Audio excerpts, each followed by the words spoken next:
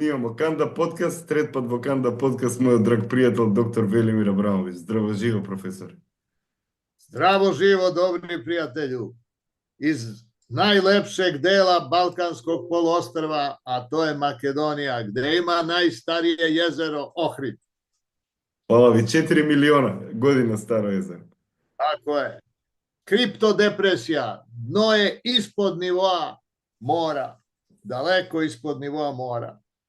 Прво прашање веднаш за вака. Дали има шанси водите да се подигнат нивото на водата и повторно Вардар, Морава да станат пловни, може? Pa ja mislim da će to da se uradi kao plovni put od severne Evrope skroz do Tigra i Eufrata, do Mesopotamije, jer to kad prođe do Crnoga mora i do Mediterana, sve će to da se poveže, jer plovni putevi su najbolji zapravo, daleko jeftiniji od vazdušnih puteva, sve dok se ne pronađe levitaciona mašina. Kada bude gravitacija anulirana, onda ćemo imati nov sistem transporta. Може би Шумановата резонанса и поместувањето на магнетниот пол на земјата ќе повлие на тоа дополнително. Што мислите за тоа? Pomera se pol oko 50 km godišnje, ide prema Sibiru. Sad, nakon 26.000 godina nagib ose, zemljine ose se menja, ide od sada 23,5 stepeni, može da ide sve do 25 stepeni, ali sada je ona 24 stepena i oko 40 minuta, što znači da je vrlo veliki nagib i zbog toga je klima nestabilna. To je opisano u kanonu osunčavanja Milutina Milankovića, koji je to precizno sve izračunao. 22 godine on je računao to na šiberu, nije imao kompjutere, na šiberu, i to petocifrene brojeve on je množio bez jedne greške. Nije napravio ni jednu grešku, sve je provereno, savršeno je sve urađeno, a to kažem zato što zemlja u trenutku kad se menja osa, ne samo što se obrću magnetski polovi, nego se, to je sad problem u stvari za celu našu civilizaciju, dolazi do preraspodele kontinentalnih masa. Pa neki kontinenti mogu da odu pod more, a neki drugi kontinenti da se dignu. To ćemo da vidimo sad u narednom periodu kako će to da izgleda. Evo vidite u Grčkoj, recimo Santorini, tu gde idu dve ploče, to je afrička ploča koja ide pod evropsku ploču tektonska, tu sada dolazi permanentno do zemljotresa. Ako se otvori put do zemljinoga jezgra, bit će vulkan, a onda ide vulkan. To je to. Već 2 vulkana tu u blizini Santorinija postoje. Sad vidjet ćemo. Ono što Milanković nije znao, to je u kom periodu se sve to dešava, u kom periodu se desi ta kompletna promena koja ima veze sa gravitacijom ukupnog sunčevog sistema. Jer tu se onda ne samo događaju promene na Zemlji, nego i na Jupiteru, na Marsu, na Veneri. Celokupni sunčev sistem se prilagođava tim novim, da kažem, položaju, poziciji masa. Tako da to ćemo sve da vidimo i nadam se da naša civilizacija neće kao Lemurija, kao Atlantida da nestane odjedanput i onda sve ispočetka, od bakterija, virusa, pa sve do biljaka, pa do životinja, pa iz mora na kopno, pa onda do majmuna, pa na drvo, pa dođe Darwin, onda da od majmuna napravi čoveka i tako. Pa dođe Anonaki i teraju nas da kopamo za zlato. Da. Pa ja mislim da je pan psihičkog porekla naša, pan kosmičkog, a i pan psihičkog, duša pan psihičkog, a sama ljudska vrsta pan kosmičkog porekla, da su tu došli u stvari vanzemaljske civilizacije i od onog postojećeg živog sveta, životinja, jer od animalnih vrsta napravili u stvari genetskom modifikacijom one režnjeve koji nemaju kod životinja, a to su režnjevi DNK odgovorni za intelektualni rad. Jer DNK je jedna antena, Nikola, koja hvata u stvari talase zvezdanih sistema i mi primamo iz Akaša hronike, a to je informaciono polje univerzuma, kosmosa, mi primamo stalno, nismo mi toga svesni, ali stalno primamo zapravo informacije i vrši se taj balans između mikrosistema čoveka, samoodrživog sistema živog bića čoveka i kosmičkog okruženja. I to radi mozak.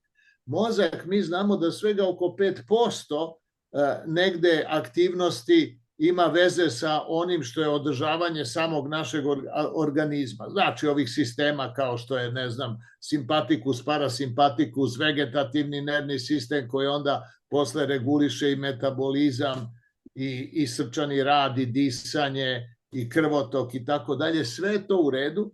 Međutim, mi procesiramo svega 16 bita u sekundi svesno. To je jako malo, to je ništa.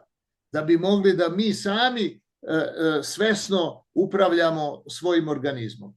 To se dešava po automatizmu kosmičkih sila. To je to. Tako da u stvari mi funkcionišemo na bazi balansa između našeg organizma i zvezdanih sistema i makro sveta, a taj balans održava mozak. On preračunava te frekvence, u stvari interno vreme našeg sistema i zvezdanih sistema i na taj način nas održava u životu i reguliše naše kretanje, naše raspoloženje, naše zdravstveno stanje, našu sudbinu. Zato je astrologija jedina prava nauka, jer dovodi u vezu zvezdane sisteme i nas ljude.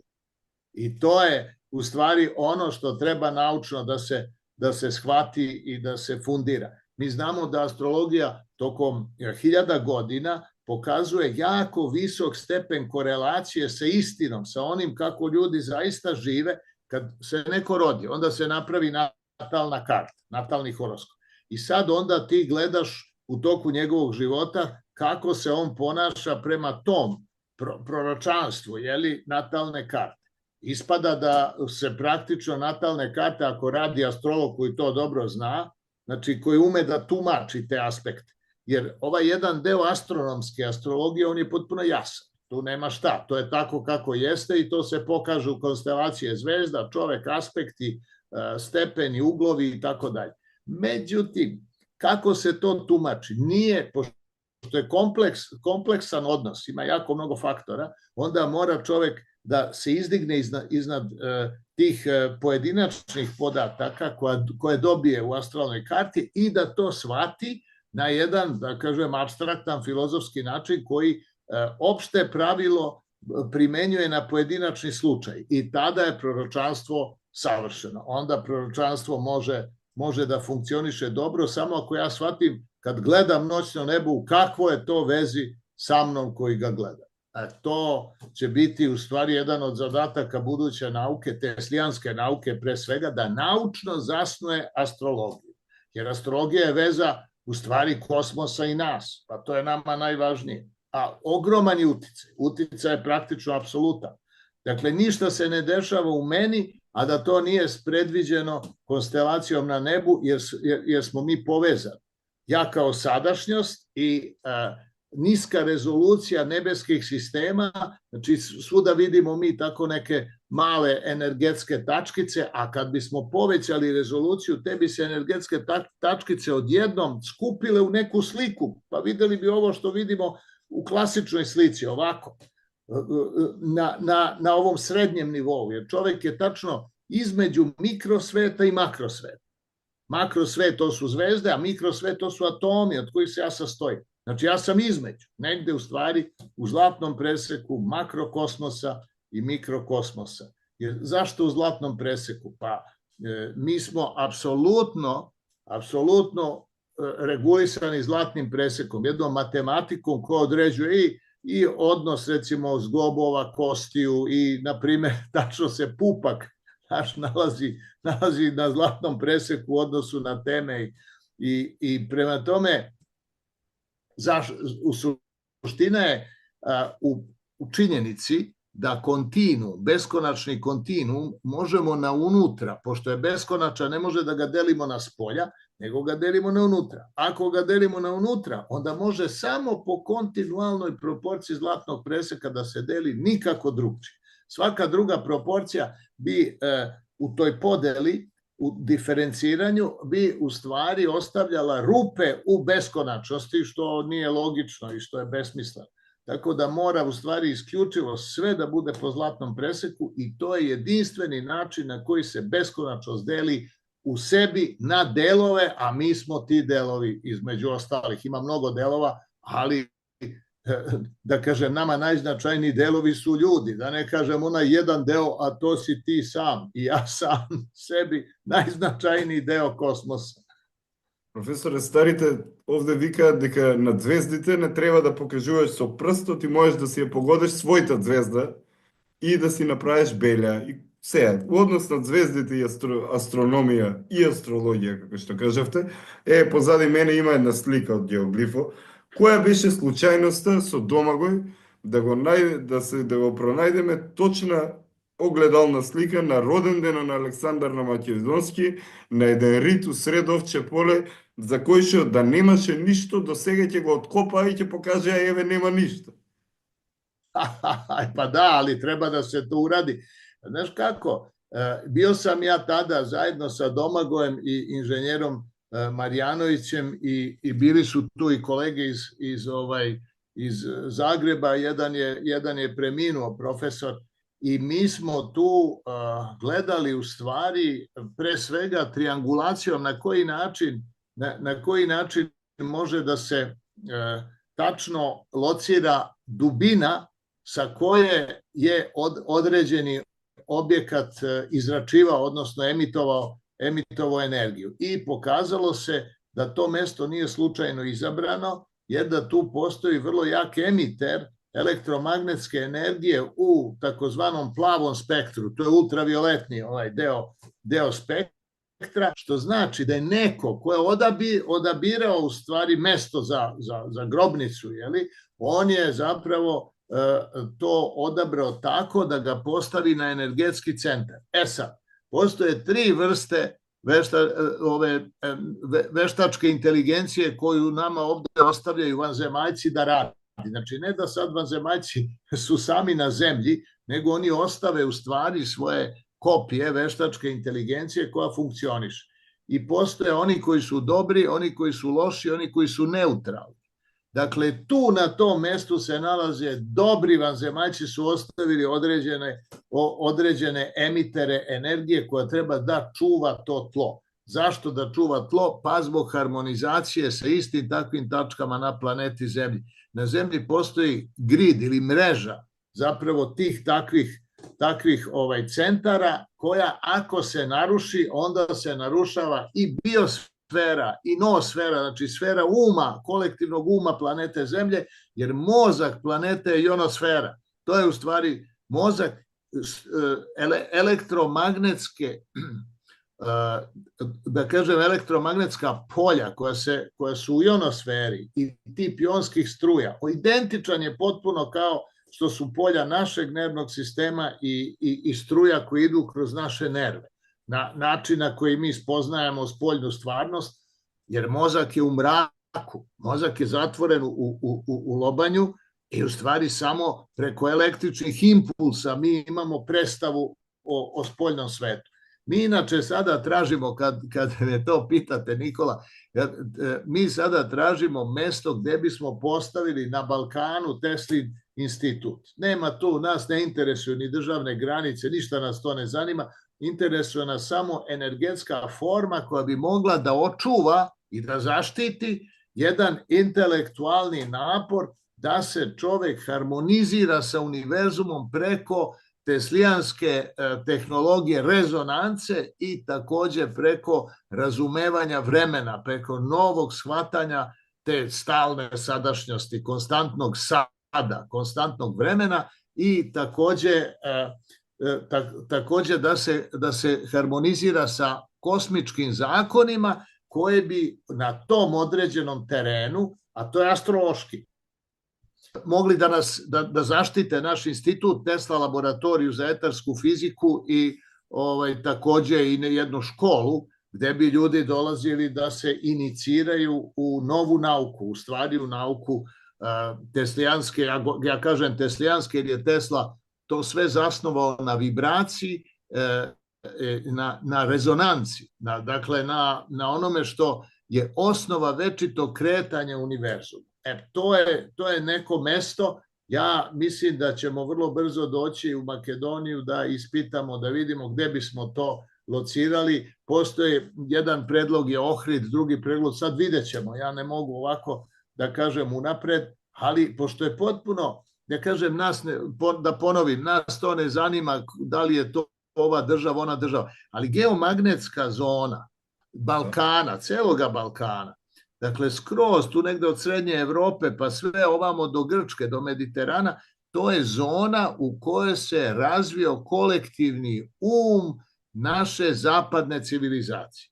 To sve što je zapadna civilizacija, sve se to razvilo na tom terenu, pa najviše u Makedoniji. To je baš bio teren gde se to maksimalno razvijalo. Znači i geometrija, i matematika, i filozofija, i sve su to osnove, u stvari kompletne zapadne civilizacije, kakva je od Amerike do Berlina, do Pariza. To nije njihova civilizacija, naša civilizacija. Извинете, нели се држи на лабави темели целиот конструкт на западната цивилизација, затоа што историјата е лажно представена од 18-19 век навака, се што било во антиката, што било бие представено како грчко и римско не постојало во тоа време и е направен цел сплет и забуна, значи дури у школа учемо грешни работи, на историја цел свет уче грешни работи и на крај ако се мрднат магнетните полови, може би од тука од Балкано и тука тектонските плочи ќе се поместат и тие места ќе почнат да зрачат повеќе. Јас се надевам дека наскоро ќе ми дојдете на гости, ќе посетиме неколку луѓе кои што очекуваат да ве видат и може и да организираме барем едно предавање овде кај мене у Свети Николи, едно у Скопје. Има луѓе кои што сакат да ве слушат. И потоа да видиме, имаме и овде места кои што би можеле да ви ги предложиме за една соработка. Кога го Никола Тесла, што можеме да научиме ние и што да очекуваме у 2025 од технологијата на Никола Тесла за масовна употреба? Знаš kako, postoji ceo program. Jedan program je prvo ove slobodne energije, free energy, što kažu, to je već izraz koji svi znamo. Šta je to? Pa to je energija etra. Etar koji je univerzalan, znači u celom kosmosu imamo elektromagnetski spektar, znači imamo luminoferozni ili svetlosni etar, odakle nastaju elektroni, protoni, neutroni. Dakle, iz sinteze svetlosti nastaje sva ostala materija, sve drugo. Nama samo trebaju 3 čestice, elektron, proton, neutron i možemo da pravimo ceo svet. Ne treba nam 450 raznih čestica, fraktala, atoma koja radi današnja nauka, koja je destruktivna. Danas nauka razbija atom, pa to nije ideja ni antičke civilizacije, niti helenizma. Ajde da kažem, to su sve civilizacije koje su nastale iz starobalkanske... Ili, izvinete, makedonizam, zato što Aleksandar širil makedonska ideja je predstavljeno kako helenizam lažno во светската историја. Pa to tek treba, to mora da urade istoričari. Mi koji se bavimo fizikom i filozofijom, nama je to jasno, ali nama to nije važno. Mi uzimamo ono što je nasleđe čiste nauke. To je ono što mi razvijamo. A istorijski gledano, pa tu su civilizacije, su tu 11.000 godina pre, da kažem, onoga što zovemo hrišćanska civilizacija, a pre onoga što zovemo antička Grčka na 10.000 godina i više. Pa onda kako može antička Grčka da bude početak nečega što ima kontinuitet od 10.000 godina, pa to je, mislim, vam Da li pameti. uopšte postojala antička Grčka kao antička Grčka ili to bile samo nekoji gradovi tamo? Pa to su bili gradovi, pa bilo je tu naravno i pametnih ljudi koji su onda Da. preuzimali nastavu i tako dalje, to je kontinuitet znanja, mislim i filozofije i nauke. Međutim, Nikola, šta je naša tragedija? Hiljadama godina na ljudsku civilizaciju i na istoku i na zapadu, svuda, vode generali i vode političari. Generali koji su ubice i političari koji su lažovi, koji lažu. Zašto ne vode to sveti ljudi, filozofi, naučnici, umetnici? Zašto oni nisu ti koji vode civilizaciju? To moramo da promenimo. To ja se nadam da u ovom novom jednom faznom skoku civilizacije u novo doba, zbog ove informacione tehnologije koja je nam sada omogućila da mi možemo da menjamo informacije i to interkontinentalno. To je jako važno. Tako da mi sada u stvari predstavljamo svest planete koja treba da spase civilizaciju. Ja tako shvatam. Centar toga mora biti opet ovde kod vas u stvari, da kažem kod nas na Balkanu. Evo zašto? Pa zato što moramo osnove civilizacije ponovo da shvatimo. Šta je osnova civilizacije? Geometrije osnova je tačka. Pa da li mi razumemo šta je tačka? Kaže tačka, to svi znaju. Ma šta znaš ti? Vreme, nula. Tačka, ne to od vas go nauči.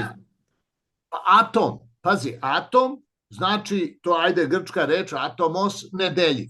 A mi danas imamo 450 delova atoma samo u CERN-u, tamo u Švajcarskoj. Pa kako je nedeljiv kad ga delimo? To je van pameti. Znači, opet je tu staro znanje koje mora da se ispita, ali od početka do kraja. Znači, od same osnove, od fundamenta, od temelja. Има еден актуелен научник за кој што сакам да ве прашам. Што бара Илон Маск и Доналд Трамп у Гренланд и дали барат руда и минерали или тука е нешто воич to in earth и сакат да улезат длабоко у земјата. Што ќе ни кажете за тоа? Затоа што ако барат нешто таму, ќе почнат да барат и нешто овде. Ja mislim da je Elon Musk, pošto je on iz Južne Afrike, a ima oči malo kose, da on možda ima i malo kineske krvi i to može biti, on meni deluje malo kao Kinez. Kad sam bio u Kini, Nikola, ja sam video Kineze koji su visoki. Mi znamo Kineze da su mali, mršavi. Ne, ima visoki i krupnih Kineza. Elon Musk meni jako liči na te visoke Kineze, u stvari iz jednog dela spoljne Kine koji su razvijeni, u stvari seljaci, ali jako krupni. I mislim da je on zapravo predstavnik Šambale, odnosno svetske civilizacije, velikog belog bratstva koja treba da spase planetu. Ima on jak zadatak, veoma jak zadatak da u stvari anulira državne granice i političke razlike i da ukaže na religiju naučnu, znači na naučni oblik religioznosti koji onda može da ujedini čovečanstvo. A ko drži osnovu tog naučnog u stvari pristupa kosmosu i nauke kao metode religije, odnosno shvatanja Božijeg dela, pa to smo mi ovde. Mi imamo tu matricu, mentalnu matricu, mi imamo to nasleđe, onda na Balkanu je ta geomagnetska zona za razvoj neuralnih mreža koja nama omogućava da tačno preslikamo istinu iz viših nivoa stvarnosti.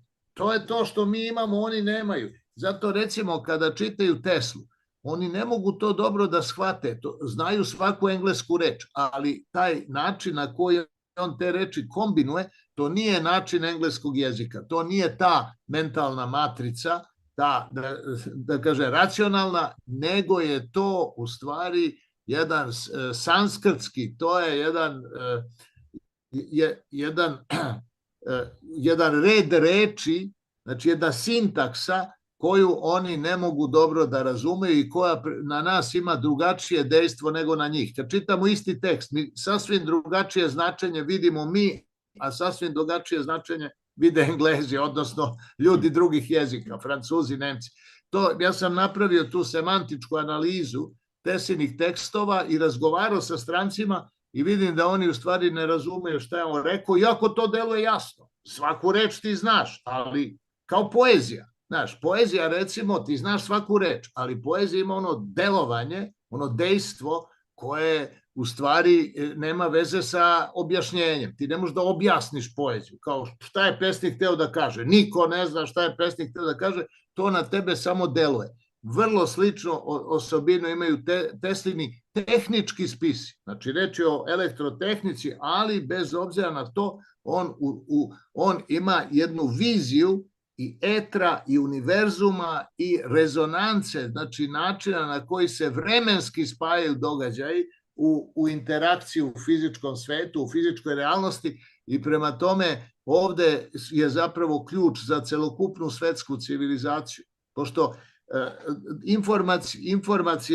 informacione tehnologije, one su ujedinile svet. Sad, preko ovog kompjutera ili preko telefona, mi sad možda pričamo sa Južnom Amerikom, sa Indijom, sa Kinom, sa kim god hoće. Ok, ali svest je ostala ista. Moramo da promenimo kolektivnu svest i onda ćemo imati lepu, harmoničnu, bolju civilizaciju na planeti Zemlji, koja nije tako velika. To je 12.000 kilometara samo prečnika, pa nije to ništa. To je malo, u stvari, za 9 milijardi stanovnika. Pa to...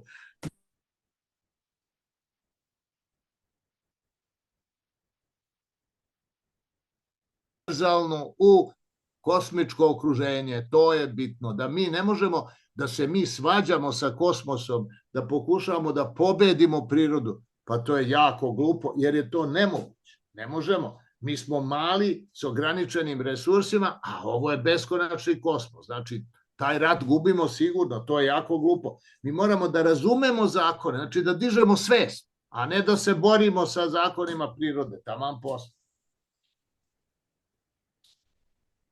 Елон Маск сака да иде на Марс и на Марс прва книга за идење на Марс мислам дека е од Вернер фон Браун, ако не се лажам. Јесте. Дали може да видиме некаква поврзаност помеѓу предците на Трамп и документите на Никола Тесла, создавањето на НАСА и научниците од окултниот рајх у Америка и сегашните дејствувања на Трамп и на Маск? Znaš šta, Nikola, ja sam dobio ozbiljne informacije, vrlo ozbiljnih ljudi, da je baba, znači majka od majke, baba ovoga Ilona Maska bila Marija Oršić. Da je to ta veza. O tome se radi. Pa otkud on sad odjednom u svetskoj politici, on šef Amerike praktično, mislim, Trump je malo ipak star čovek, ovaj je glavni. Pa čekaj, odakle to? Što je on bogat? Pa to nema veze, ima mnogo bogatih ljudi. Nije to, tu ne igra novac tu, taman posle, nego njegovo to uključenje u planetarnu ideju. To je suština.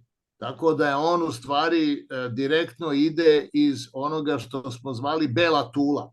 Jer u okultnoj tehnologiji Trećeg rajha i u Trećem rajhu bila je crna tula, to je rasna teorija, to je politika, to je bio Alfred Rosenberg, mit 20. veka, to je Himmler, to je Hitler i tako dalje. A bela tula, to je bila Marija Oršić. To su naučnici koji su pokušavali da naprave dikloke na nemačkom, to je bio zvono. Zvono, to je ideja vremenske mašine. Vremenska mašina bila u pitanju. To je Trumpova linija, koju je on u stvari sada predao ne samo Maskova, nego i Trumpova. Trump je vojno lice, nema veze to. Tu pare su samo ovako, kao instrument, sredstvo, alat, tool, ali nije u pitanju novac. Nego Trump ide iz te vojne rusko-američke ezoterije, a Musk je, da kažem, njihov predstavnik ezoterijski. On je taj koji u stvari je zaista predsednik Amerike. Ali, da kažem, idu zajedno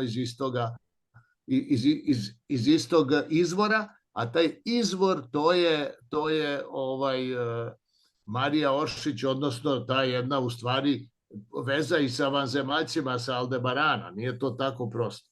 Tako da ova civilizacija nije ni svesna ko je došao u stvari u vrh Amerike, ma tu će biti velikih iznenađenja, znaš. Zato on kaže Mars. A, pazi, zašto kaže Mars?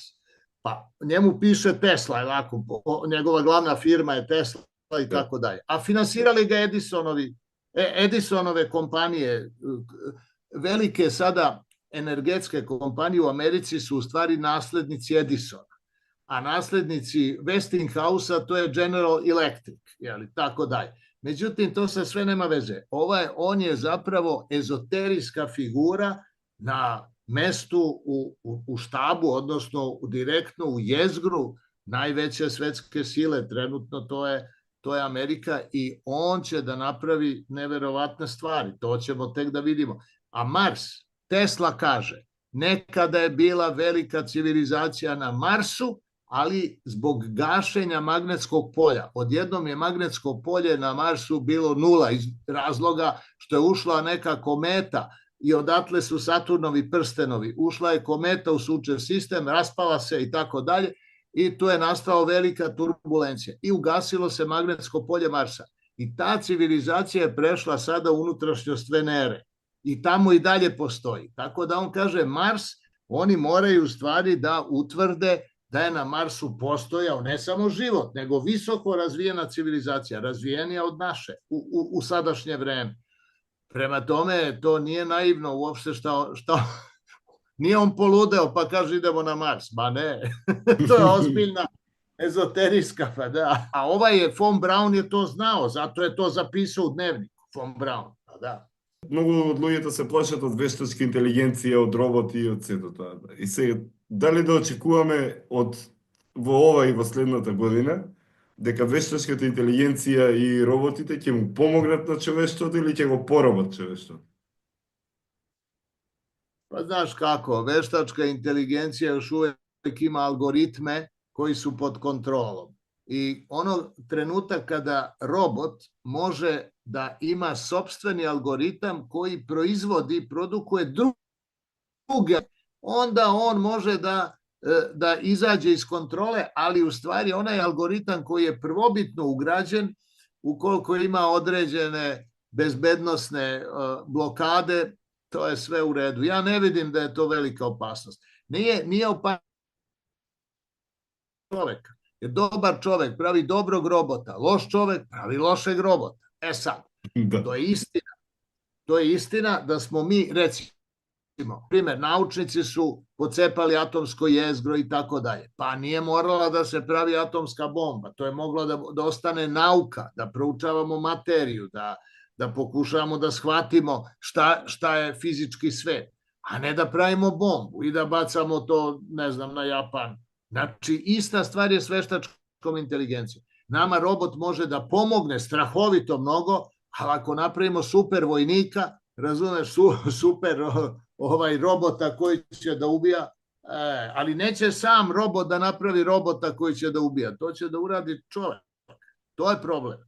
Znači, mi u stvari, ja se i dalje bojim zapravo ljudi, znaš zašto? Što mislim da kosmički zakoni vladaju planetom Zemljom, ne ljudi.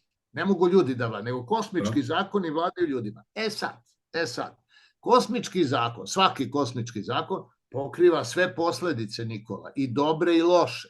Zakon gravitacije, ako ti skočiš kroz prozor, ti se polomiš. A ako gradiš kamen na kamen, isti zakon gravitacije će ti pomoći da napraviš najlepšu građevinu ili neku lepu kuću ili neki hram. To je to. Znači, jedan je zakon, a posledice su razne. Prema tome, od nas zavisi. Znači, to je slobodna volja čoveka. Kako ćemo mi u našoj akciji da izazovemo reakciju zakona, da li dobro ili loše. Znači, ako je moja akcija da skočim kroz prozor, reakcija gravitacije će biti da me razbije. Ako je moja akcija da napravim, ne znam, Taj Mahal, najlepši grob na svetu za jednu ženu, voljenu ženu, ja ću onda pa isti zakon gravitacije iskoristiti da imam najlepšu, gracioznu, estetsku građevinu u kojoj će svi da se dive. Eto, to je to. Isti je zakon, a znači imamo našu slobodnu volju. To je problem. Šta to znači? Znači, jedan čovek može da kaže samoubistvo, da sebe ubije, ali to može i celo čovečanstvo. Znači, ceo ljudski rod može da kaže sad ćemo mi da ratujemo atomskim bombama, Rusi, Amerikanci, ne znam, Kinezi, tralala, i cela ova civilizacija jednostavno da nestane, da se degradira, da se vrati ponovo na pre 1.000.000 godina kada su ovde bili dinosaurusi. Eto, to je to. Sad, naša je volja. Nije to volja robota. Niti će roboti nama nametati volju, niti će ratovati protiv nas. Ako roboti i ratuju protiv nas, to je robot kog sam ja napravio da ratuje protiv mene. Pa šta sam ja onda uradio? Jer odakle je robot? Roboti ne prave ljude, nego ljudi prave robote. Tako da je sve kod nas. To znaju svi mistici, i Gurdžijev, i Helena Blavatsky. To svi mistici su uvek rekli, pa osnovna je svest. Pa svest je glavna. Eto to. Sad vidjet ćemo. Što se to Illuminati, profesore? Pa to je Adam Weishaupt osnovao svoju firmu, što kaže, u okviru masona, Illuminati, prosvetljeni. Pa pokušao je zapravo da preko masona uzme vlast. I to je bilo u 19. veku u Bavarskoj. Dakle, 18 ili 876. U 18. veku već, ali u 19. su oni bili vrlo aktivni, ali tada su već počeli marksisti. Pazi, njih su u stvari komunisti u tome sprečili, jer su masoni preuzeli komuniste, a nisu dozvolili da Iluminati vladaju nad komunistima, nego su to uradili masoni i onda su otpisali Iluminate, a Iluminati nisu uspeli da preuzmu masone, nego su to uradili teozofi. Helena Blavatsky preko vojne ezoterije preuzela masone. I danas je u stvari Iluminati, to su, da kažem, neki intelektualci koji su razočarani, uglavnom su to Englezi i oni koji slede englesku, britansku, imperijalnu misao i politiku, a teozofi su ti koji drže američku i rusku vojsku. O tome se radi. Tako da su teozofi glavni, a ne Iluminati. Ali su Iluminati pokušali sve, što god su mogli. Adam Weishaupt i Albert Pike kasnije i tako dalje. Oni su u stvari, to je ta engleska linija koja je de facto propala. Danas kad su napravili anketu, Nikola, u Engleskoj, samo 11% Engleza je spremno da s oružjem brani Englesku. To je jedna potpuno degenerisana u stvari. To oni su gotovi, znaš. A Rusi, znaš da su Rusi uradili? Rusi su njima ispred škotske obale parkirali dole na dnu, Poseidon se zove taj projekat, oni su parkirali podmornicu sa hidrogenskom bombom. Ako detoniraju hidrogensku bombu, diže se tsunami od 500 metara koji će celo Englesku da zbriše. I London i sve, pa oni nemaju tako visoke planine i to će da obrije celo englesko ostrvo. I zato su Englezi sada morali da dozvole da predsednik vlade bude ruski agent, ovaj sad Štarmer, Štimer, on je u stvari direktno ruski agent i ubili su im kraljicu. Mislim, pa nema. Eto to, hoću da kažem, Iluminati nisu uspeli u svojoj zamisli, a teozofi 100% jesu. Eto, i to je ta razlika. Jer ko zove Englesku sada pita za Ukrajinu? Ne zove niko. Ne pominju uopšte. Ni Evropu, a kamoli Englesku. Razumeš, sami se dogovaraju, jer to je ta vojna ezoterija koja drži najveću moć. Дали затоа сега Трамп и Путин сами ќе преговарат без Европа? Pa da, pa šta da slušaju da gube vreme sa Englezima i sa ovim. А што да очекуваме у Европа промени? Дали најверојатно ќе дојдат промени у Европа и веќе и на самите држави ќе им дојде преку глава од Унијата и ќе сакат да се одделат од таа Унија? Pa da. Pa Evropa je kao muzej jedan, oni sad pokušavaju tako da se održe, znaš. To što su opljačkali u kolonijama, što su uzeli, da tu sad uživaju u tome, ali teško će to ići, znaš. A da li se Kina sveti za opijumski rat? Da li se još sveti za opijumski rat? Pa ja mislim da ne više. Znaš, ovo je potpuno nova Kina. Znaš, opijumski rat je bio davno, a u međuvremenu je bila marksistička revolucija u Kini, pa onda kulturna revolucija u Kini. To je potpuno sve reprogramirano, znaš. To sad ovi Kinezi ne znaju za opijumski rat, niko im nije rekao. Tako da oni idu, Kinezi idu da bez rata zauzmu, da kažem, i Evropu i svet. Pa mi recimo ovde u Srbiji nema ni jedno selo nema u Srbiji koje nema kinesku radnju. Nijedno selo. Onda nema, pa da, to je sve kompletno pokriveno. Pa onda recimo sve ove pijace u Beogradu, svaka ima kinesku robnu. Chinatown. Ma totalni Chinatown, pa da. Ma naučit će i da gusle. Ma oni sviraju šta hoćeš. Ima prilike, profesore, da idem u Kinu. Biljana platno beleše na Ohridski. Da, na Ohridsko jezero. Da. Od Kineza. Sve će Kina da peva. Ima prilike da idem u Kina минатата година и на семинар таму. И она што го видов у Кина е, прво не ми е јасно, може би вие ќе ми одговорите, уште не ми е јасно. Зашто сред Пекинг сите зборат руски? A pa znaš šta, između Kine i Rusije 4000 kilometara nema carine, nema vojske, otvorena granica. To je jedna država. Kina i Rusija. Jer Rusi su tamo uvezli marksističku revoluciju, uništili carsku Kinu, pa onda kulturnu revoluciju, pa su reprogramirali drevnu Kinu, onu staru Kinu dinastije Ming, mislim Kina ima ogromnu tradiciju. Potpuno su 100 miliona ljudi je prošlo kroz logore i ubijeno u toku kulturne revolucije. Ta Kina više ne postoji, ta stara Kina. Tako da Kina praktično je deo ruske države, a pošto Rusi imaju najveću tehnologiju i vojnu i naučnu, onda su oni u stvari šefovi te azijske grupe država, uključujući naravno Indiju. Jedina razlika između Rusa i Indije, što je Indija spiritualna, što Rusija nije.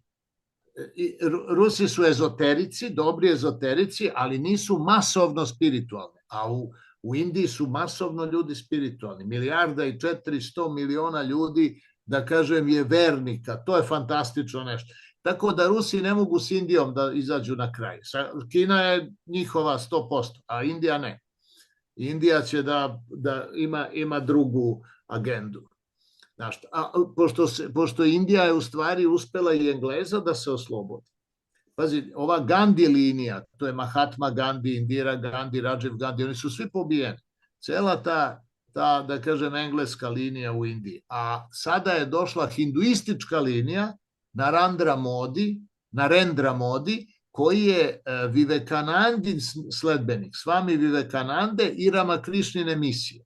I prema tome to je veza sa Teslijancima, sa nama, sa Teslom. Zato smo mi bili u Indiji, Goran Marjanović i ja, mi smo išli u Indiju na tu svetsku konferenciju o energiji, jer oni Teslu smatraju spiritualnim naučnikom, koji je njima jako tamo značajan, jer spaja nauku i religiju. A u učenju Swami Vivekanande to je Advaita Vedanta. Advaita Vedanta to je zapravo naučna religioznost, jer Vedanta, ono Veda, to je znanje, a kad sa dodatkom Manta, to je istinito znanje. I tako da smo mi tamo naišli na tako jedno razumevanje kako ja nigde nisam sreo da je to toliko bilo jednostavno i u komunikaciji, ako govorimo, da kažem, svi neki engleski, mi srpski engleski, oni indijski engleski, ali smo se odlično razumeli, jer je u stvari ta vibracija interesantna, ali vrlo slična, jer imamo isto uverenje o planeti Zemlji. Oni smatraju da planeta mora da ide na jedan spiritualni nivo, da ovako kako je, da ovo vodi u destrukciju, vodi u rat, u totalni rat. Pa evo vidi šta se dešava i na Bliskom istoku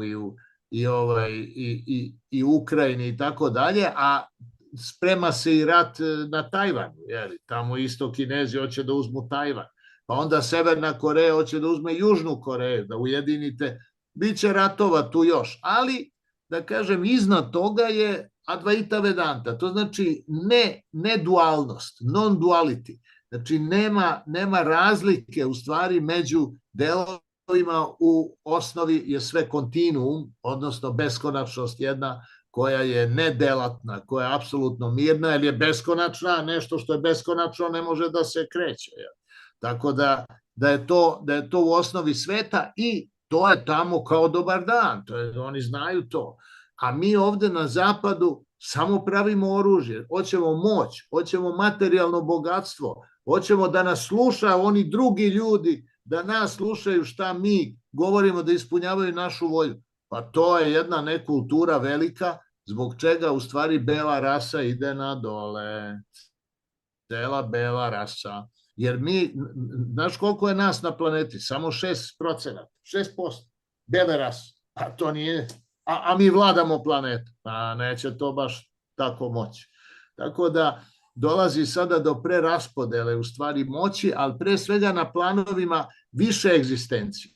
Znači na kauzalnom nivou, to je kauzalno telo, to je to telo koje odnos uzrok i posledica. Šta su uzroci i kakve su posledice? To je dakle telo na nivou prirodnih zakona. Pa onda imamo mentalno telo, to je ta mentalna intuicija na kojoj se shvataju prirodni zakoni, pa onda astralni nivo na kome su slike.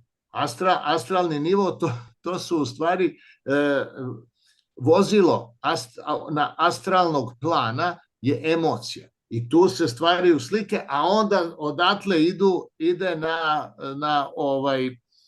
na etarski nivo, a etarski nivo to je nivo elektromagnetski na kome se direktno stvaraju misli. Pošto misli ljudske, one su u stvari slike. Tako i učimo jezik, znaš. Imaš zvuk, pa imaš sliku i tako povežeš recimo šta je, ne znam, ruka, reč ruka i evo je ruka. I tako se stvara znak. Ovo je označavajuće, ovo je označeno, a susret označavajućeg, to je reč, i označenog, to je ruka, to je u stvari znak. I tako da. I to je zapravo način na koji mi shvatamo stvarnost, preko etarskih slika. I onda tek ide logika i onda sve ove niže kategorije racionalnosti na kojima mi uređujemo taj sistem slika koji dobijamo iz etra, odnosno čulnih podataka koje dobijamo preko naših 5 čula. I to onda formira našu sliku o svetu. Sve to kažem zato što mi moramo kao nauka, kao filozofija, da uđemo direktno u tu spiritualnost, da vidimo o čemu se radi, a ne da se ponašamo kao da to znamo i onda na osnovu toga da pravimo u stvari određene ispade kosmičke. Jer pazi, postoji zakon, 3. Newtonov zakon akcije i reakcije. Zato je svaki rat besmislen, jer rat počinje napadom, to je akcija, reakcija je jednaka akciji, znači svaki napad ima reakciju koja ga svede na nulu. Znači svaki je napad besmislen i zbog toga rat nema nikakvo rešenje. Mislim, niko ništa nije nikad rešio pomoću rata. I to je problem. Tako da u stvari moramo da shvatimo prirodne zakone pa da biramo posledice koje su harmonične po naš biološki i psihološki sistem i na taj način da na jednom nivou više svesti se uključimo u univerzalno stanje. Inače ćemo imati kosmos protiv sebe. Pa zato kaže, recimo, drastični primjer, na primjer Napoleon, Hitler, oni su imali kosmos protiv sebe. Razumeš, kao recimo Džingis Khan ili šta, pa to ne možeš dobiti, koliko god da si jak, koliko god da imaš vojsku, koliko god da imaš para. Aleksandar isto, i sve na kraju bude nula. To je problem. Znači, napad ne rešava ništa, ne rat, nego svest, umesto rata. Ali to sad treba mi ezoterici da objasnimo to ljudima da je to treba da bude deo kulture u stvari. Reč je o kulturi. Значи ова ќе го зборуваме на семинарот и предавање у Македонија. Сега на пролет правиме предавање у Македонија и вие ово да го зборувате на предавањето у Македонија. Ние тоа ќе го снимаме, иде лайв стрим онлайн. Ma da napravimo hram svih religija. Advaita Vedanta. Kao što ima u Čikagu, u Americi, ima hram svih religija. Znaš ko je to pravio? Pa Vivekananda. 1893. bio je taj veliki svetski kao izložba, Expo iz onog vremena. Na Tartarija izložba. Jeste, kad je Tesla to osvetlio na izmenično stroj. Onda je Vivekananda došao i održao je čuveni govor upravo o tome da je potrebna vera iznad religioznih podela. I tada je napravljen taj hram koji evo i do dan danas stoji, ali on je mrtav. U Čikagu se razvio Al Capone i gangsteri, nije se razvijala religija. Profesore, го гледав Греъм Хенкок, Ancient Apocalypse, втора сезона. Греъм Хенкок е спомнагал нашето истражување у неговата книга Magicians of the Gods. Споменува да ево пример како древни цивилизации су градили по космички слики и тој е пример геоглиф у Македонија кои су истраживали знанственици кои сме заедно истраживали под водство Домага. И сад желим да ја спитам. Свртев на српски малце, добро е, исто и ќе се разбереме. Таму Амазон покажуваат дека има геоглифи со канали кои се иста дубина и иста ширина како овај геоглиф тука. На чергите на индијанците таму на се има исти символи како на нашите народни носи черги на Балкан. Дали е можно една цивилизација или пак дали е можно фалангата на Александар Македонски да била у Јужна Америка?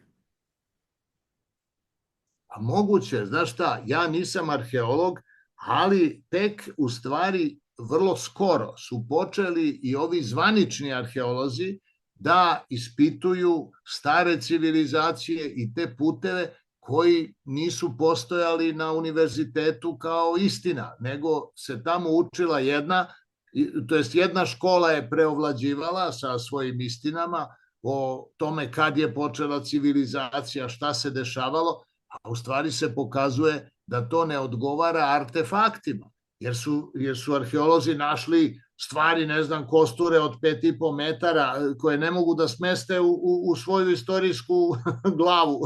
Gde se to, šta i kako. I onda to još uvek stoji sa strane. Anomalije. Anomalije, a morat će, pa da. Našli su u Engleskoj, u rudniku uglja, našli su neki kristal gde su našli neku figuru, ali u kristalu koji je dakle nastao u doba kad su u vulkanima je nastao, računa se da je starost jedno 21 milion godina. Pre 21 milion godina, ništa, a mi mislimo da tad nije postojalo na zemlji apsolutno ništa, samo bakterije išle i gušteri i ne znam, plivale ribe.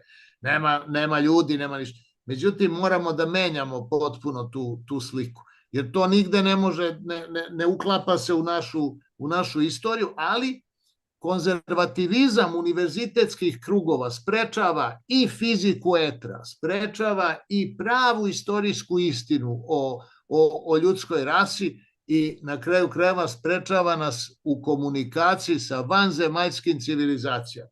Mi smatramo da smo mi najpametniji u kosmosu i da smo sami. To je ideja, a da su sve drugo fantazije. Kad kažete, recimo, da mora da postoje vanzemaljski, recimo, inteligentna, vanzemaljska bića inteligentna, svi će da se smeju, pa ima na filmu, da, tačno, ima na filmu, ima u literaturi, ali realno toga nema. Međutim, ja mislim, Nikola, da kosmos i Bog, kad su stvarali ovaj svet, kosmički i Bog, da nas, ljude, stvore kao vrh pameti u kosmosu, vrh razvoja, evolucije, celokupnog univerzuma, pa to je nemoguće. Ljudi koji imaju toliko, prvo imamo toliko neznanja, drugo imamo toliko slabosti, loših osobina, a mi smo nesavršeni do bola, mora da ima neko od nas pametniji i mislim, neka viša inteligencija, to sigurno. Ja mislim, prosto ovako govoreći. Tako da mislim da moramo da menjamo potpuno svest i kad promenimo svest, odjednom će se pojaviti i paralelni svetovi i viša bića koja hoće da nam pomognu. Ali kad mi mislimo da oni ne postoje, onda se oni povuku, pa šta sad? Što da se nameću? Pa jest. ќе го привршуваме разговорот уште малку. Сакам да ја прашам на мојот YouTube канал на Аристон Продукција, вашите видеа, значи вие и Домагој сте најголемите виновници за сабскрајбери, watch time и се тоа. Многу народ ве гледа, не само од XU подрачја, него и од диаспора. Што би им порачале на луѓето кои што го гледаат? Pa to je lepo. Evo, Domagoj je bio u Dubrovniku, ne znam, sad nije više, sad je prešao negde na neko drugo mesto, doktorirao je tamo i tako, on ima ideju, odnosno tvrdi da je Dioklecijanova palata u Splitu, da je to u stvari Solomonov hram. Solomonov hram, pa sad ja ne znam, ne razumem se u to toliko dobro. Ja lično se bavim filozofijom matematike i fizike, to je moja oblast i bavio sam se jedno vreme ovako iz, kako bih rekao, hobija upravnom strukturom sveta, da vidim ko u stvari, znaš, kad vidiš neke čudne događaje, onda da napraviš sistem da vidiš ko u stvari upravlja svetom. Odakle, znači to je reverse, unatrag, inženjerstvo unatrag. Vidim posledice, a sada zamislim iz kakvih uzroka su moguće takve posledice. I ja sam na kraju zaključio da, pod jedan, da ne postoji svetska vlada u smislu da neka grupa ljudi koji su u zaveri, da oni sad odlučuju o svetskim zbivanjima. Ne, to su prirodni zakoni koji su pojedini ljudi svesni. I onda ti koji su svesni tih zakona, onda oni su na vezi sa, da kažem, najdubljom državom. Ta najdublja država, to je vojna ezoterija, jer je vojska svuda iznad zakona, u svakoj zemlji. Vojska ne poštuje zakon, vojska je zakon, jer je sila takva da ti možeš da napraviš onda skupštinu, da štampaš novac i svi će to da ti priznaju. Tako da je važno u stvari da li imaš silu ili nemaš. Ta vojna ezoterija je najdublja država. Onda ide dublja država ispod toga, a to su službe i to su religije.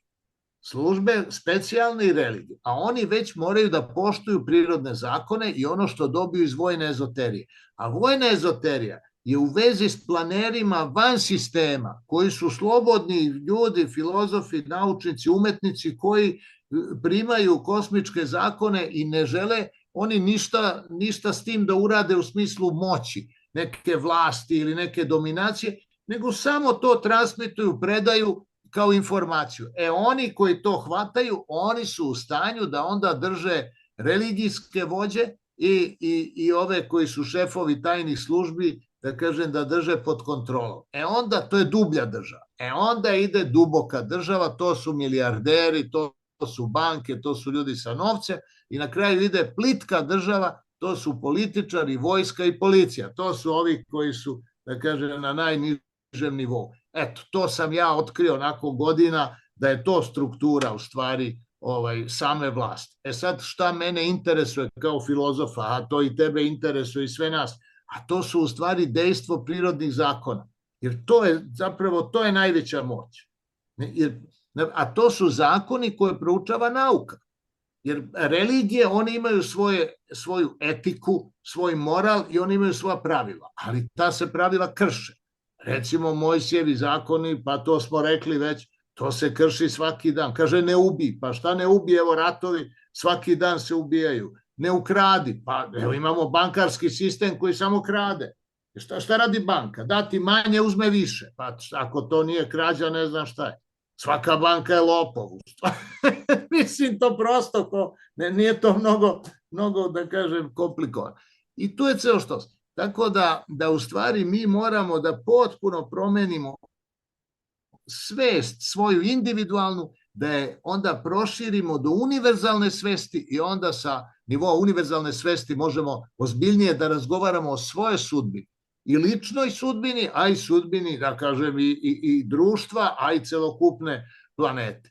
Jer ovako kako stvari stoje, najgluplji ljudi u stvari drže sredstva, drže novac i drže oružje. Pa to je strašno. Pa to je, i naravno da naprave 101 grešku. I onda te greške su katastrofa i za narod. I onda dok se to koriguje, dok se ispravi, dok kosmički zakoni isprave greške ovih nižih bića, da tako kažem, političara i ovih generala, mislim, izginu ljudi i cela civilizacija stagnira u evoluciji.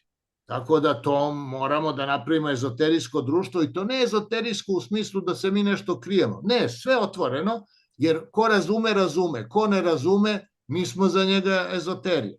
To je kao da pišeš matematičke formule, pa ko zna matematiku, to je za njega jasno. Ako ne zna matematiku, ti si ezoterik.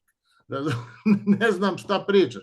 Tako da radimo potpuno otvoreno i da napravimo, da kažem, jedan u stvari krug ezoterijski ljudi koji će da pomogne čovečanstvu. Evo, na primjer, meni je pre neki dan pisao jedan ruski profesor Kolotajev, koji je objavio zbornik o etru. 18 profesora, doktora ruskih, na primjer, proučava etar. Oni imaju eksperimente, imaju teorije, pa ćemo mi sve te ljude da uključimo u taj neki širi naučni savet instituta kad jednog dana budemo znali lokaciju instituta. Imamo neku predstavu, ali nije to sve sigurno. Mora da pustimo da zakon odredi institut. Ne mi, šta bi ja želeo? Ja bih želeo da to bude u mojoj kući, ali ne razumeš, to ne može. Mislim, mora postoji zakon koga moramo da ga shvatimo, da razumemo prvo, pa onda da ga primenimo. Tako da onda imamo kineskog profesora, u Indiji fantastična podrška, u Americi ima mnogo ljudi koji se time bave. Ima u Kanadi ovaj Hutchinson, jako zanimljivi eksperimenti, to je jedan inženjer teslijanski koji u Vancouveru radi. Ima ljudi po celoj planeti, to su sve naša braća, naši prijatelji. To je po prirodi stvari. Ne znamo se sa svima, nije ni bitno. Čim izmeniš dve reči ili jedno pismo, odjednom se vidi jedno rezonantno razumevanje, rezonanca. Eto, tako da sad ćemo da radimo na tome, ajde pa ćemo da vidimo dokle ćemo stići. Uz Božiju pomoć stići ćemo do cilja. Do Mars. Idemo na Mars. To, Nikola. Profesore, vi благодарам puno. Ќе ви поставам сега, оди речете, како Марија Оршиć, прабаба на Илон Маск, така? A da. Nije prababa, nego baba. Baba. Baba, ona, i to je vrlo interesantno, pa tu je ceo štos.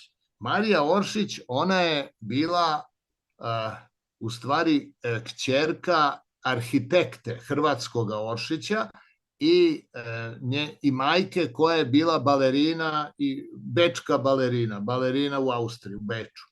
Jako jedna interesantna ličnost. I Marija Oršić je u stvari pravila tu društvo Vril. Društvo Vril. Vril Damen. Jeste. Vril je u stvari ta energija civilizacije koja živi ispod površine zemlje, znači unutar zemlje. Jeste. U Tuli, sad ima crna i bela Tula, kao što sve ima crno i belo, tako i oni. Ta okultna tehnologija, ona je bila usmerena na evoluciju ljudi, a nije imala ništa ni sa logorima, ni sa rasnom teorijom, ni sa ratom, to nije bila ideja njihova, nego kasnije se to izrodilo u tom pravcu i onda su oni zloupotrebili tu okultnu moć i neka znanja da bi zaveli mase i da bi pokušali da osvoje svet, ali to je pogrešno, to se ne radi tako. Tako da su u stvari Hitler i Marija Oršić razišli su se potpuno u koncepciju. Gde je Nikola Tesla bio sa Marija Oršić zajedno? Nikola Tesla je bio s njima. Vidi, on je 1936. na 37. bio u fabrikama Škoda. Tu u Češkoj radio sa Marijom Oršić i sa okultnim inženjerima. Oni su radili ove leteće tanjire, enloe. To je on pravio, letilice bez krila. To je njegova stara koncepcija još od 1910. On je tato počeo da radi, a kako to znam? Tako što je predstavnica češke vlade na otvaranju spomenika Nikoli Tesli, to je bilo ima jedno 5 godina, vreme mi se malo meša, 4 ili 5 godina, i to je bio jedan spomenik koji je od bronze napravio kao veliku munju. I onda su rekli, taj umetnik je napravio, kaže, najteži spomenik Nikoli Tesli, jer je ta munja bila od bronze teška nešto 2 tone ili tako, znaš, bila velika. I onda je predstavnica češke vlade rekla, kaže, Nikola Tesla je bio ovde ne samo 1876. 7. kad je on bio u Pragu i slušao filozofiju, išao je na filozofski fakultet, kaže, dobro to, nego i, kaže, 936. na 7. kada je on sa inženjerima radio u fabrikama Škoda, to su bile u to vreme najbolje fabrike, mislim, pravila oružje i tako dalje, ali bile su pod Wehrmachtom već. Međutim, on je imao to naučno odeljenje. Ta tehnologija je otišla Rusiju. To nije ova raketna tehnologija von Braun, to je otišlo ovamo, zato von Braun govori Elonu Musku. Elon Musk nije veza sa von Braunom. Von Braun je veza sa Tsiolkovskim. To je ruska linija jedna raketne tehnike. Prva raketna je na Tsiolkovski. Znači, on je nastavio rakete i otišao u Ameriku. A Herman Obert, to je učitelj, profesor, da kažem, a u stvari učitelj ovoga von Brauna, on je radio sa Marijom Oršić, on je radio i sa Teslom i on je tu tehnologiju prebacio u Rusiju i oni imaju tu tehnologiju. Ove NLOI što se pojavljuju nad Ukrajinom, što su bile kad se raspadala Jugoslavija, to opisuju naši piloti. Ima tu nekoliko generala, mislim ljudi koji su to gledali, pričalo u stvari iz tog vremena, još 1991. druge, kad se raspadala Jugoslavija, onda naročito u Crnu Goru su dolazili, nešto im je tu bilo zgodno, ali je s mora, pa direktno su stali na aerodromu NLOI, pa su ih ovi jurili sa migovima, nikad ih nisu stigli.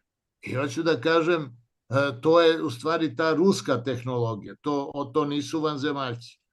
Vanzemaljci imaju drugačiju tehnologiju, oni se pojave samo... Значи, вака сега, според да ве разберам, извинете, технологијата на Третиот рајх преминала на америчка и руска страна после Втора светска војна, така? Pa da, pa to je podelan, jest. S tim što je Tesla je bio nemački đak, on ima i patente u Nemačkoj, tako da nije to treba, pa se to malo, posle rata su se, da kažem, te informacije malo sklonile u stranu, ali nije, Tesla je bio dobar sa njima, naročito sa naučnicima, on je tamo dolazio i kod Heinricha Herca i kod Helmholtza, koji je bio učitelj Heinricha Herca, on je sa nemačkim naučnicima bio vrlo blizak. Mislim, nije to ništa ni negativno ni pozitivno, nego samo da se zna, razumeš, gde šta radi. A drugo, kad je Amerika njemu u stvari obustavila neke radove i finansiranje, ovi su mu otvorili, rekli radi šta god hoćeš. I on je otišao sa tom malom crnom beležnicom u fabrike Škoda i napravio leteće tanjire. To je probano, to je radilo još u ono doba, ali nikad to nije Marija Oršić i oni nikad to nisu dali nemačkoj vojsci. Nikad. Tako da oni nije Wehrmacht dobio to naoružanje. Oni su to potpuno tajno držali u doba, jer su bili, mislim, jako zaštićeni. Zaštićeni su bili ezoterijskim putem, tako da niko tu nije mogao ništa. Ali ta crna beležnica, gde su bile šifre za određene patente Tesline koje nije mogao niko da realizuje ili da kopira bez njega. Znači, mora si da imaš te šifre, pa da onda napraviš, da kažem, određeni aparat, recimo zrak smrti, šta znam, ima više takvih oružja. Skalarni interferometar su posle nazvali, to je zid od jonske plazme, kojim kad se zaokružiš jednu teritoriju, tu ne može ništa da prođe.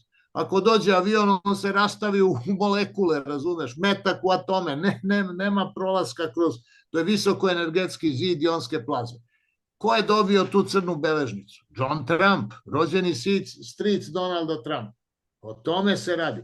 1943. godine, kad je umro Tesla, onda je došla vojska u hotel New Yorker i uzeli su taj sef, tu crnu beležnicu, uzeli su ove crteže tehničke, to su veliki, oni ormani su bili, oni metalni ormani sa crtežima, sve to uzeto i u garderobi su bili ovi radni modeli.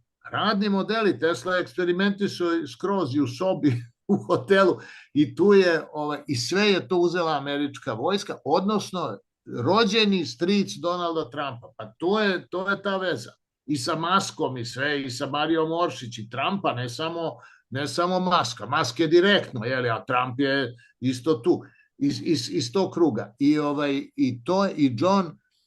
John Trump, stric njegov, koji inače voleo Donalda. I on, stric se o njemu brinuo, vodio ga u šetnju, da kažem, vaspitavao ga kao malog, to priča Donald. I sad, on je bio profesor MIT-a, Massachusetts Institute of Technology, bio je profesor i on je bio u Bostonu i bio je takođe fizičar. Imao i sam neke patente.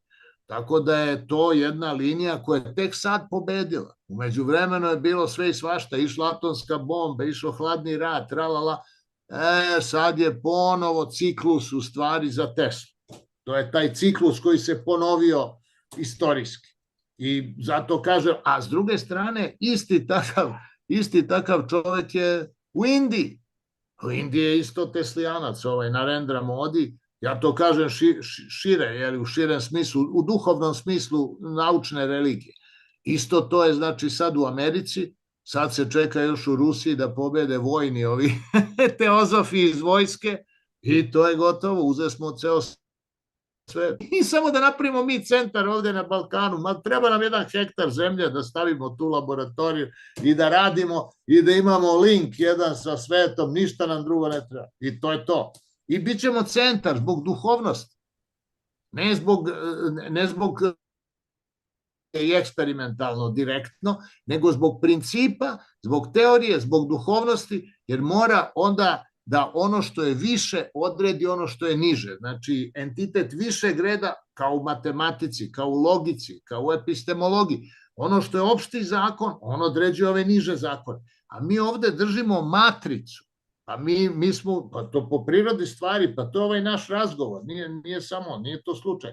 Znači, mi držimo direktno matricu koja je u stanju da učita kompletne instrukcije za promenu fizičkog sveta prema višoj svesti koja će da spase civilizaciju. A na teslijanskim osnovama, na osnovama informacionih tehnologija. Tako da mi normalno moramo napraviti ovde centar. I onda prirodno smo tu onda ukrštanje. Prirodno će svi da dođu tu. Ma samo je dovoljno pismo da se napiše, ništa drugo. Samo što kažu adresu, da ne mora da pogađa adresu iza kaše, nego da ima adresu elektro. Eto to, ja to ne da verujem, ja to znam, ja to osjećam. Nije vera u pitanju, prosto znanje. Ви благодарам многу, ве очекуваме во Македонија наскоро, да сте живи и здрави и се надевам на скоро видување и дека ќе изгледате уште посвежо на нашата следна среда. Благодарам теби и зваќемо и Домагоја kad budemo pravili sastav. A bi bilo odlično sa Domagoj Тројцата, еден подкаст од 2-3 сата Тројцата sa скрипт, sa scenario, to bi bilo odlično ako možemo da uradimo. A može, to kažem, kad bi imali jedan centar, pa to bi mogli svaki drugi dan i da imamo tu permanentnu komunikaciju, da stalno imamo neku. Ali doći će to vreme, ide ka to, ide, bit će. Dosta present time, doći će. Hvala vi, živi zdravi.